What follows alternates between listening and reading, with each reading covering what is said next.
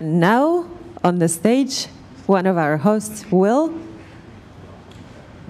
Fantastic. So next up, we've got the first panel of the day. So I'm going to ask our lovely panelists to come up. This is going to be a Validator Roundtable Panel Discussion. And so we've got 4 validators on stage, but actually I know there's other validators in the audience. And so the topic really here is about what validators are and what their role is to play in the Cosmos ecosystem. I think 2 years ago, there were major questions about whether it would even be economically sustainable to be a validator and what it would end up looking like. Some of those answers we've had over the last 2 years, but we know there are major changes continuing to come for proof of stake and validation, particularly here with, earlier we had the talk from Billy about interchain security and what that might mean for the way that zones and security is done in Cosmos. And we also have the evolution of liquid staking in many different ways. And so those are some of the topics we might touch on. But before we do, I think we can introduce everyone on the panel. And so first of all, just quickly to introduce myself, I'm Will. I'm one of the founders of Zero Knowledge Validator. We run around 10 different validators on different chains, and particularly are focusing on privacy and how that can grow the value of different blockchain networks and trying to advocate it for it at every level. One of the sort of really exciting things is that at the moment we're on the cusp of quite a few privacy-focused zones or chains launching, and so we're really getting ready to support those at their launch. But Elizabeth, maybe you want to start with introducing yourself. Sure. So my name is Elizabeth Barnes. I work with Figment as a senior protocol analyst. I've been doing it for about a year and a half. And Figment runs over 60 different 60 validators on 60 different networks. But we've been participating in Cosmos for a very long time, particularly with governance and also with the infrastructure. So. Yeah, and I'm Xavier Meegan from Chorus One. I'm the head of research and ventures at Chorus. So Chorus, we've been pretty sort of, I guess, contributing back to Cosmos for many years now. We're one of the first, I guess, playing in the very sort of early days of the incentivized testnet back in 2018, I believe. I've been at Chorus for a year now, and yeah, very involved with like new networks that are launching in Cosmos and analyzing these networks. Cool. Yeah, my name is also Will, and I also run Validators under the name of like Binary Holdings. We're a bit newer to the space, but we run things on a bunch of different chains, and yeah, producing blocks and stuff. Fantastic. So Elizabeth, maybe it would be really useful. I think everyone has a different view on what role a validator might play on different chains. But from your point of view in Figment, what do you see as kind of the most essential role that validators play other than providing security? This is a really good question. A lot of people are asking this these days, actually. So other than providing that security, providing our infrastructure, like the other role that we see validators playing is participation in the community. Being a good steward and owning the network is important. As we're seeing, I think, different types of validators come about. So you've got, staking as a service, what Chorus One and Figment and among others do. But then you also have smaller validators who aren't as focused so much about the service part of it. I'm thinking here of Strangelove, Inquisition, these sorts of things. And then, with this interchain security model and new types of governance, you have validators that aren't providing security, but they're still providing that governance aspect of it. And so as we get different types of validators, I think the role that validators currently play in terms of providing security, participating in governance, and then just being good representatives and having the calling of decentralization and this forward-thinking look will now kind of separate into different roles, into different ways that way. Will, would there be anything you'd add there in terms of different roles that you think are important, or would you echo most of that? Yeah, I definitely think like echoing a lot of that. To me, like validators are just like very like hyper-engaged community members. A lot of what the roles of validators are is just kind of like finding ways to actually like contribute and give back to like the communities of like all the different projects and whatnot. To me, it's like the actual like process of like running a validator, like the infrastructure and whatnot. A lot of that I think is very like commoditized and like fungible. It shouldn't matter like on the protocol level, like who produces blocks. Like one block produced by one validator is the same. It should be the same as like a block produced by another validator. And so a lot of like the differentiating factors are just like how do people actually kind of contribute outside of that, and kind of like what sort of value do they add in the kind of like broader scope of things. And so in a lot of ways, what a lot of validators have kind of differentiated into and kind of like specialized in, and a lot of like finding their niches in are things like, okay, people are going to make like block explorers, people are going to make like host like public RPC nodes, host like database snapshots, make like dashboards, like staking interfaces, do some of the like Auth-Z stuff of like auto compounding and whatnot. And so I think it's like a lot of just kind of like being able to find a niche for things, and being able to kind of like contribute back to the communities for a lot of these things. So I think both of you mentioned governance. Xav, in terms of Chorus One's approach to representing, let's say, like stakeholders and people who are staking to different Chorus One nodes, how do you make sure that the opinions of delegators are being listened to, as opposed to, or do you think that's an important sort of aspect of it?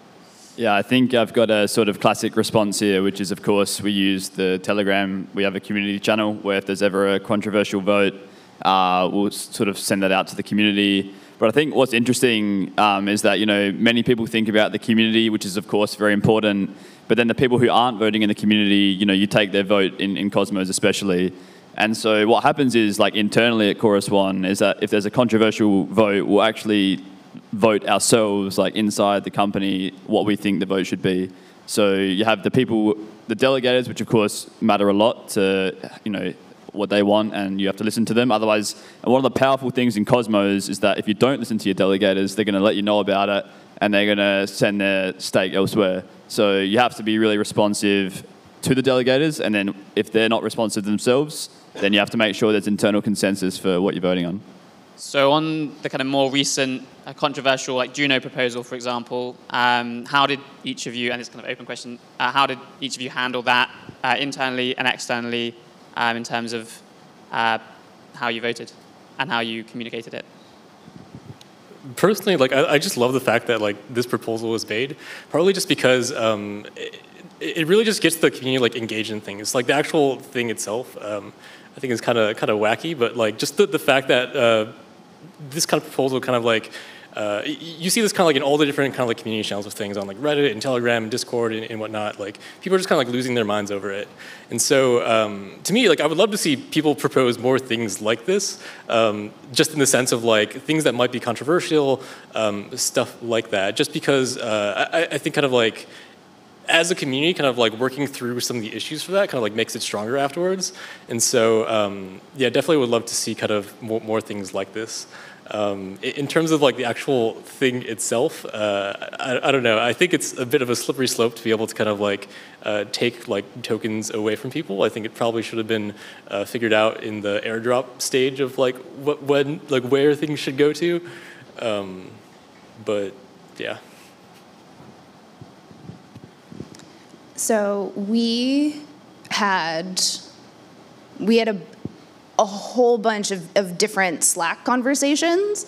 We try to keep things in like one thread so you can follow the conversation, but what happened is this proposal came out and everybody saw it at different times, and so we had all different sorts of conversations happening, and we ended up having 2 really long threads about it where like the majority of the folks from our protocol team participated, and other members from marketing chimed in, and we had a very robust conversation about Juno 16, which is really awesome to see for us. And we had the discussion about what the proposal actually was doing and the long-term effects of it, of immutability and these sorts of things.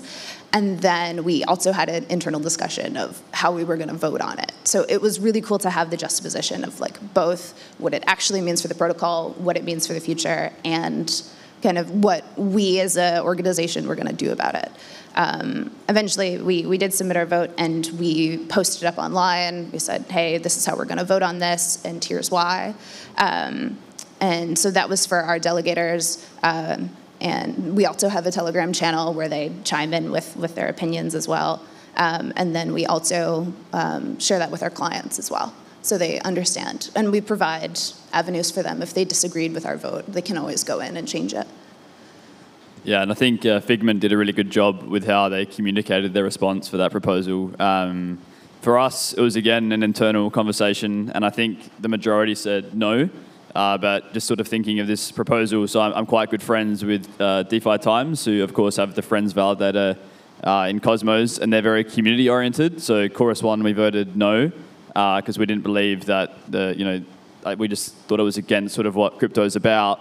And then DeFi Times guys, they're very community-oriented, and they really listen to the delegators, and they're a bit more maybe retail as well. I mean, you never know, but and they voted yes, and then now they're sort of somewhat scared of the legal ramifications. And so I think I was also speaking last week with JK from Stakefish in a podcast, and he mentioned that he could see like much more controversials coming to Cosmos. Like, I think this will be the first of many. So for better or for worse, like, one of the beautiful things about Cosmos is the governance and the democracy. So yeah, I expect to see more like this in the future.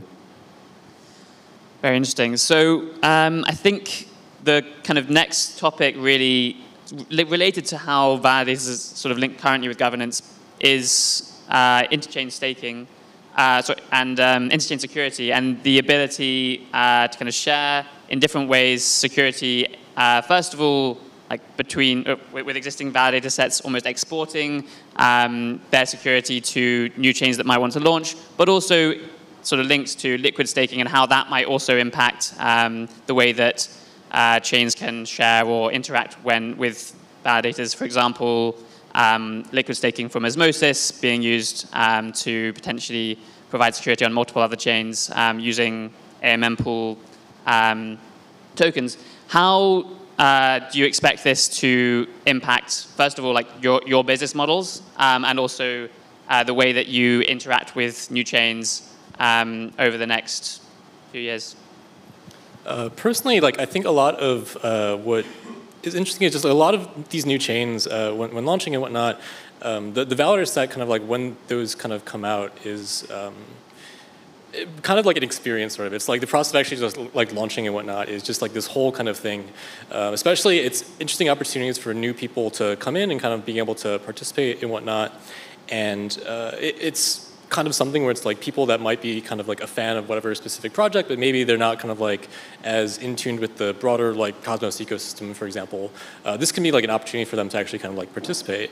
And so I do think kind of like there is a place for these things, and kind of like, I don't know, like interchain staking and whatnot is great for a lot of things, but it can kind of like take away that opportunity from some people for some things.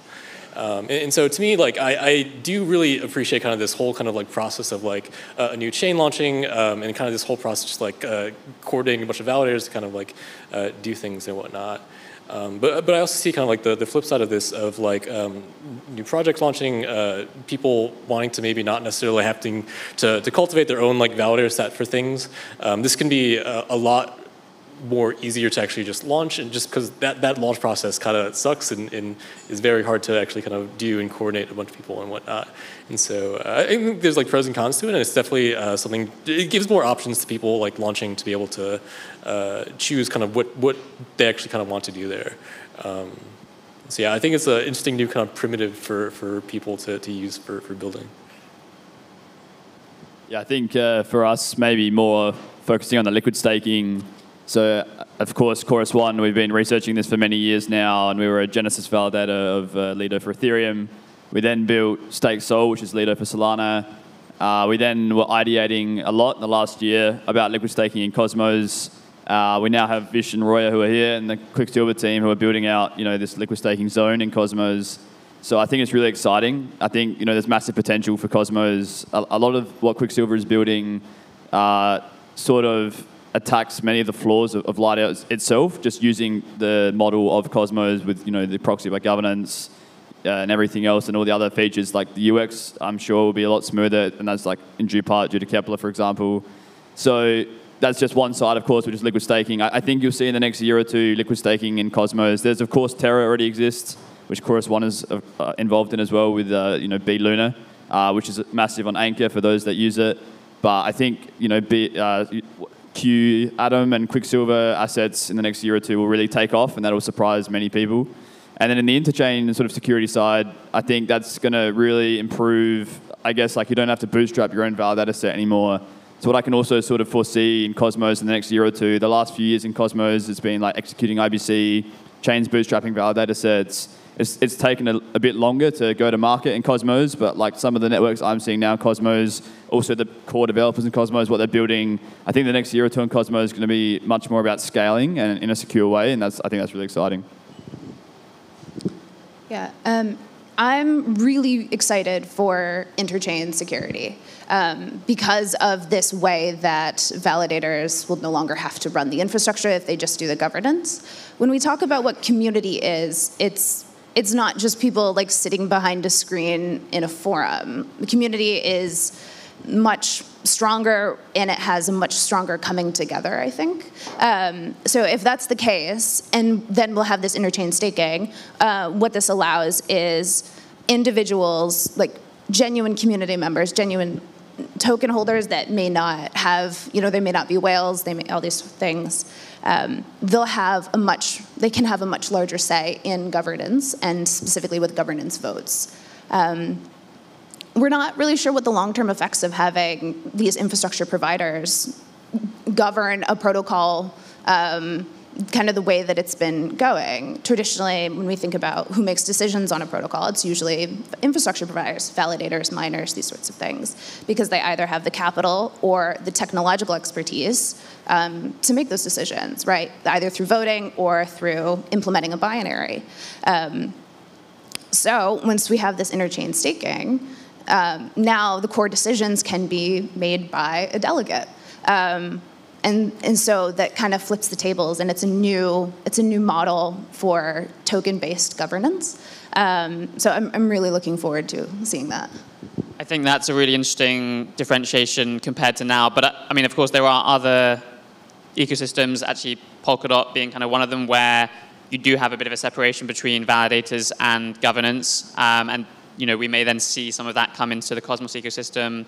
And it's unclear at this point whether that's a better model. I mean, obviously, validators are big stakeholders, some of the biggest stakeholders, and have a lot of involvement. But separating it in some ways it definitely was going to change the environment. So I think we've got one more question before we open it up to questions from the audience. So have your questions ready. But specifically, actually, I think for Chorus and Figment, how do you see your kind of responsibility in not becoming too large? Obviously, you're also running staking as a service. So how do you balance that with trying not to have too large a stake as a validator and therefore compromise decentralization of the network? Yeah, I think, of course, this is an important issue and one that we care about deeply. I guess for a network to be decentralized, it can't just be a few core validators in a cartel. I think one of the things with liquid staking we're seeing right now, actually, especially with Lido, for example, on Ethereum, if you've been keeping up with Twitter, there's some backlash with like the Lido validators, which is about 20 of them, because the staked ETH is going above almost 50% now. So it's really on us as the validators with higher voting power to make sure that the validators with less, like we can maybe translate skills to them. We can sort of guide like mentorship. Zaki mentioned it before. Like, I think a lot of the small validators that I talk to, the infrastructure is sound. Like, I'm sure the infrastructure is the same as Chorus One. Sometimes it can be a timing thing. So Chorus One has, of course, been around for a while. So you would expect these newer people to come in, and it would take them a longer time to get the delegations. But then it's about like helping them to receive delegations through connections or through telling them what worked for us. So it's like sharing what worked for us to help them with their communities, build their own brand. Like, you have Binary and these newer guys, Friends, Validator, CryptoCito. I mean, they're all fantastic, and we want to see them all thrive and support them in the best way possible. So I think one of the nice things about Cosmos is that it's like really co-opetition, not competition. And so like, you have Figment and Chorus, and we've been around for a while. And of course, we're on many networks like Solana and Ethereum as well. But in terms of Cosmos and also those other networks, it's not in our best interest to keep it centralized. So I mean, we can't say, please delegate. I mean, you could say maybe like delegate away for us if we have too much voting power. But normally we don't go above 3% on average. And so if you think of 100%, that's not very much. So, you know, we're way below the threshold where it'd be a problem. Yeah, I generally agree with that. I think the new kind of coordination that we're seeing between validators is really cool, and having this shared knowledge between, like, we're not really competitors, we're collaborators. And so seeing those relationships evolve is really beneficial for the protocol, and also just for the field of validators, as we see more and more individuals who pick up the skill because it's a way to make revenue. It's a business model. The more competition, the better, because it's not competition. It's just more people to collaborate with. Fantastic. So, okay, it's time now for any questions here. So, yeah, starting over from Billy. Here we go. Thanks for the panel so far. I have a question. So I like to think of validators as sort of sharing the responsibility for operating the network. But I'd be curious to hear your all's thoughts on the responsibility of the validator for sharing the liability of operating the network, especially in the context of privacy, where there's probably more potential to butt up against the law or be liable for operating networks that might have anti-money laundering violations. Similar in the idea of operating networks as a security. Like Ethereum launched and the SEC said it was not a decentralized network, it was a security, but it's now sufficiently decentralized.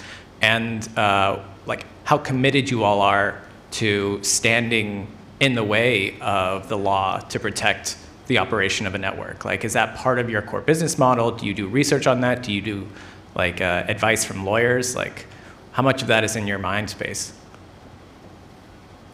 Maybe I'll start off on that. That's actually something which is a topic the Zero Knowledge Validator actually did an open legal report on earlier this year. It's one of the key focuses because there are obviously a lot of people who are worried about that. It's not a unique problem to validators either.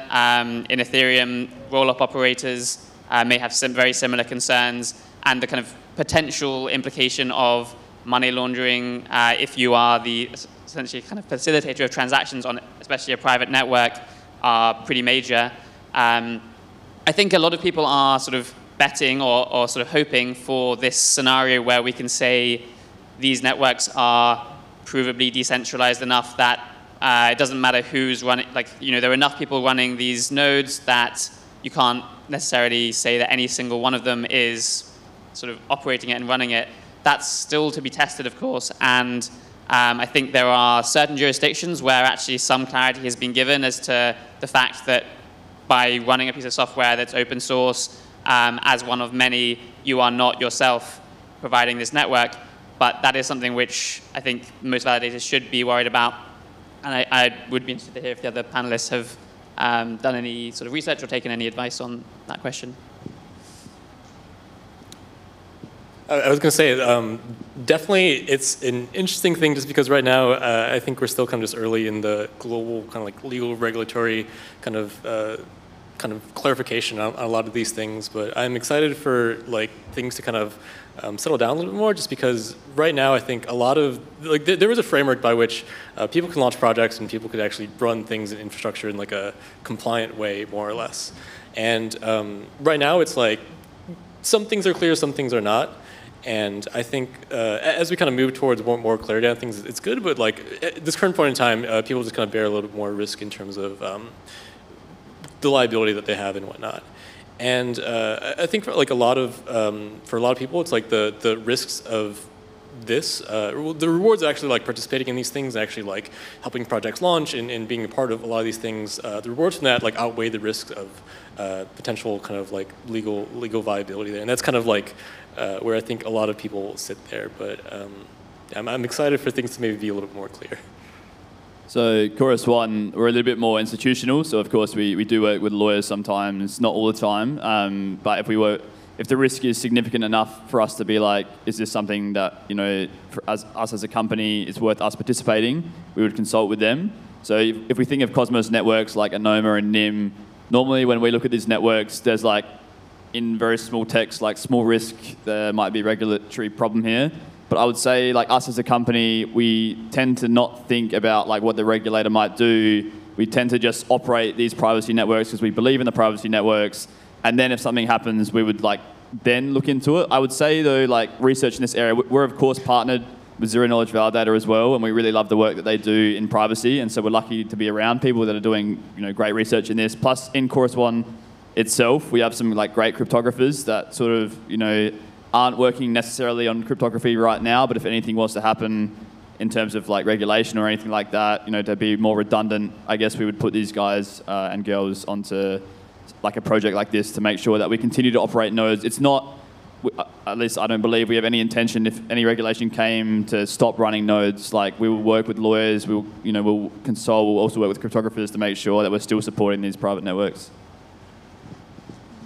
I don't know if I can speak directly for Figment in this instance, but I can say that it's regulation is one thing that we've been paying attention to, and we're looking forward to clarity in the law and working within that.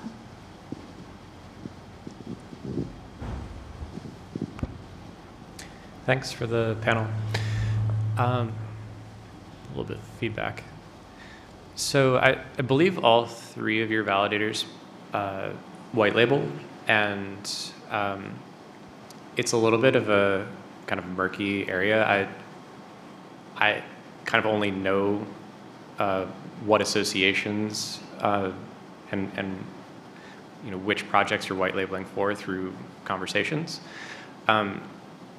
What responsibility do you feel your validators have to indicate the degree to which you're white labeling, the percentage of the network that you have under your control, and how do you see this evolving? Are there going to be standards set where you're at least kind of indicating which validators you are white labeling for? Yeah, so this is something I was just talking about on Wednesday. So I think this white labeling is another type of validator, and you've got staking as a service. You've got public validators that way. You've got smaller ones, and then you have these white labeling ones. And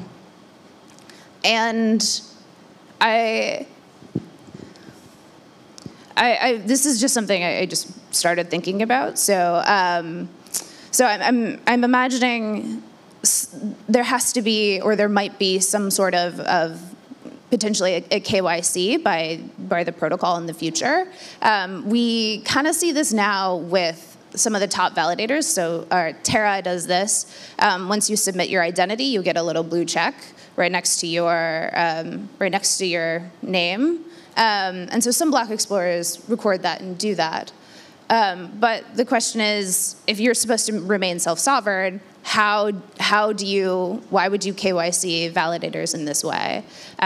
So I think it's going to come down to self-regulation, I think, because you want these things to remain open and permissionless. So if you KYC a validator, you don't want to say that you can't be a part of our set or anything.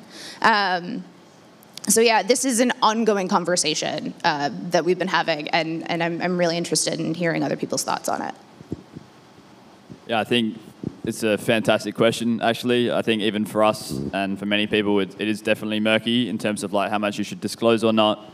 Yeah, I think, I guess at Chorus, the way we think about it, because I think sometimes we think many years in the future, we think that there will be significant competition between validator white labels in MEV. And so I guess, of course, if there's one validator that takes much more MEV than another, I think that could be a problem in the future, because you'll get much more yield as a white label if you go to this validator, or if you get maybe you get delegations in some way. So I think in a sense, for us and in general, perhaps MEV and centralization around that is even more of a problem than white labels. So at the moment, we do disclose some of our white labels, maybe not all of them, but sometimes it's I think something with white labels is the agreements. So maybe the stakers themselves don't know they're staking with some white label node, because it's hard to tell. And maybe there could be some more transparency on if a node is white label or not. I think the community eventually will start talking more about that.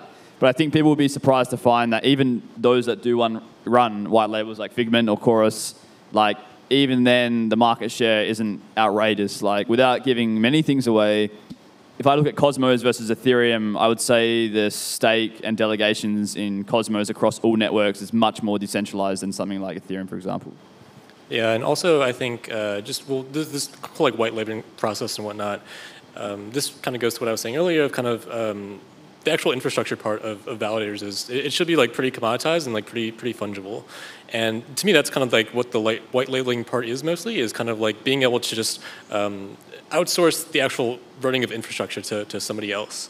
It should still be kind of like up to the responsibility of the people that are actually like using the white label service to either like disclose it or not, or use that as a part of kind of like their communications for how they want to be represented in the community and how they want to maybe like attract delegators and whatnot.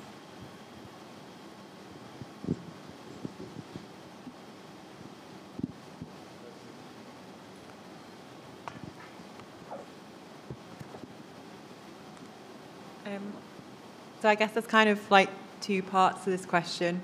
One is on the general theme of, as validators get more delegators and get into the top 10, how should they be responsible for ensuring the decentralization of the network? And one example that comes to mind when I was thinking about this question is that there was a recent proposal on Osmosis, which was trying to redistribute staking rewards across all validators to try and incentivize people delegating with lower ranked validators. And actually, if you look at the votes, you can see that the delegators with a higher share are obviously saying no because it goes against them. And actually, the highest ranking validator to vote yes was Binary Holdings. So here is like a clear example of where kind of validators have directly used their power to vote against something which would benefit lower ranking validators. So how can this be reconciled in the networks that you operate on? Personally, like I would love to see kind of like a framework for where like staking rewards or just kind of like rewards in general are kind of like done in proportion to the amount of like value add that like a validator kind of like gives to things. And right now, at least, kind of like I don't think the current way of like voting power in like delegations and whatnot are like definitively representative of like how much actual kind of like contributions like someone gives to a bunch of these networks. There's a lot of things where it's kind of just like, for even kind of like for maybe like smaller networks and whatnot, a lot of the value that people give are just like being in chat rooms, like answering questions, participating in discussions, like making things, kind of like giving things back to the community and whatnot. And I would love to see kind of like a framework where we can like reward people kind of like based on some of those things. And this is like a very subjective and like not very like quantifiable thing, but I would love to see kind of like a framework where we can actually kind of like support people based on like contributions and whatnot. I think like partly proposals kind of like this are like in a good direction towards that. Right now, at least, I think kind of the way that kind of things are represented in terms of like voting power and whatnot is partly just like branding and marketing and a lot of things like that. And so I would love to see just like better ways to support like smaller validators, better ways to make things kind of like more sustainable and kind of redistribute a lot of kind of the wealth that people are getting just to have like a more sustainable community like as a whole, I think. Yeah, I think if we think about the Polkadot staking mechanism, I guess like nominated proof of stake, they do try and do this a little bit where it's like they want everyone to have a similar sort of reward and different stake. And I think if you make the system too complex, sometimes it gets very confusing for the validators themselves. And I think that's one of the core negatives of Polkadot is that it has this system actually. And so, you know, when it comes to, I guess, trying to distribute some of the rewards to the lower validators so they might get more and they might move up the ranks so it becomes more fair. And also the voting system, I guess, comes down to governance as well. So one of the great things about Cosmos is that you might have validators like, you know, Chorus, Binary, or Figment saying, no, we don't want this because we want free market, for example. However, if it's how much, I think you should leave it to the market, and the market is the community. So if the community really thinks that the small validators should be given more of a chance, in Chorus 1, for example, they can change their vote and say, like, you know, screw you guys, or they can redistribute their stake to the lower validators. So I think, like, us validators, like, maybe it's in our best interest, I'm sure, to vote against this proposal because, you know, we have our business and our own operations and cash flows. But the community is up to decide anything in the market, and I think that's one of the great things about Cosmos. So yeah, who knows in the future what that will hold. So historically, in the past, Figment has actually, when we've gotten a majority stake on a network, we've actually redelegated some of those tokens, similarly to like a foundation delegation program. We did that with the Graph about a year ago now. So one thing you said is that it's within validators' best interest, like vote against these proposals that would redelegate stake like this. And it is if you're coming from like that free market standpoint of get money. But if it's not within the best interest of the protocol, then it's not within the best interest of validators. And if we want to move towards if we want to move from distributed models to decentralized models, personally, I would really love to see validators continue to have a redelegation program where they redelegate their tokens to other smaller validators who either contribute significantly to the protocol somehow or apply for these sorts of programs. I would love to see that continued decentralized stake happen.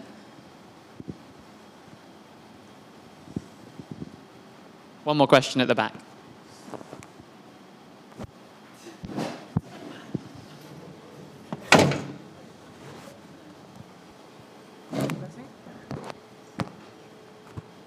This is a quick question for Course One, because I'm really interested in liquid staking and the game theory behind how liquid staking derivatives can start to proliferate on the dApp ecosystems of all these like general purpose blockchains.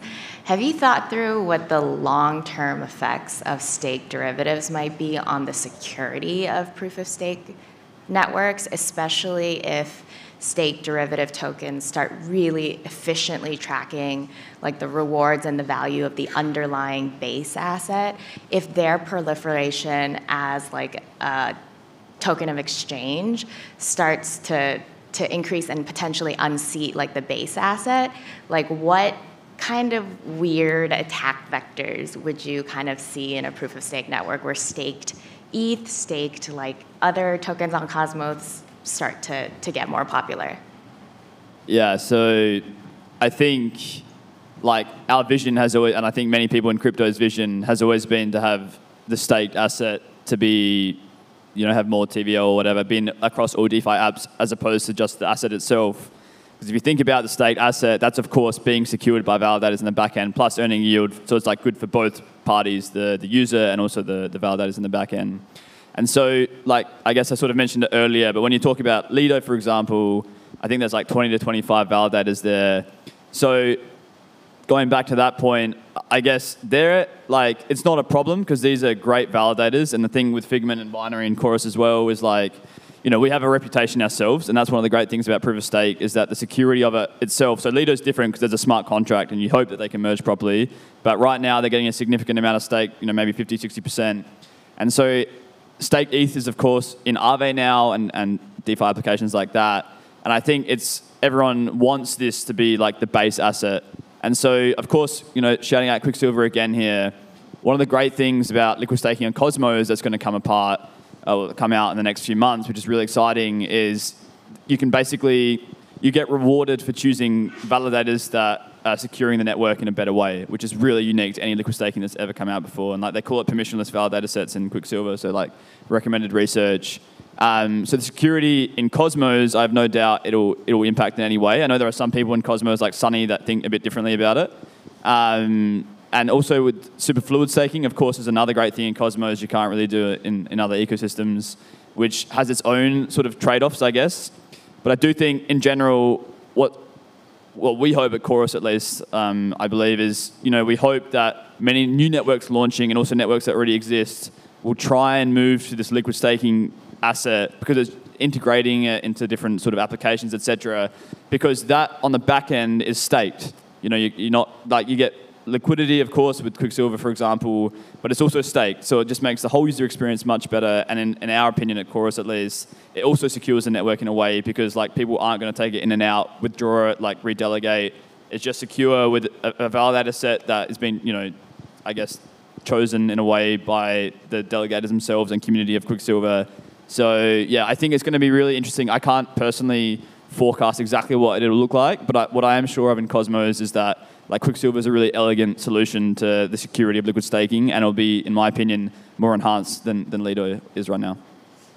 I just want to add to that I think, I mean, what we've seen from Ethereum and other examples of liquid staking now is that it's an inevitability. The market is going to push for it because it's more efficient, because it has all sorts of other benefits. And so in any chain now, including the Cosmos ecosystem, I think we have to kind of accept the inevitability of it and therefore design ways to make it as secure as possible and combat any negative effects it might have.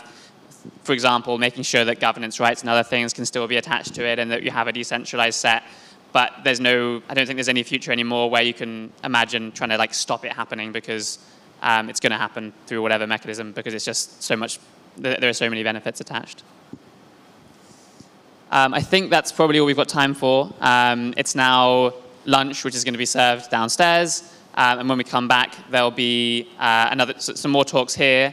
One of the talks, which was going to be on the side stage earlier, is going to be here now, which isn't in the original schedule. So we'll probably resume slightly earlier than we would have done after lunch at maybe time to be confirmed, 12:45 or 1 o'clock, back here.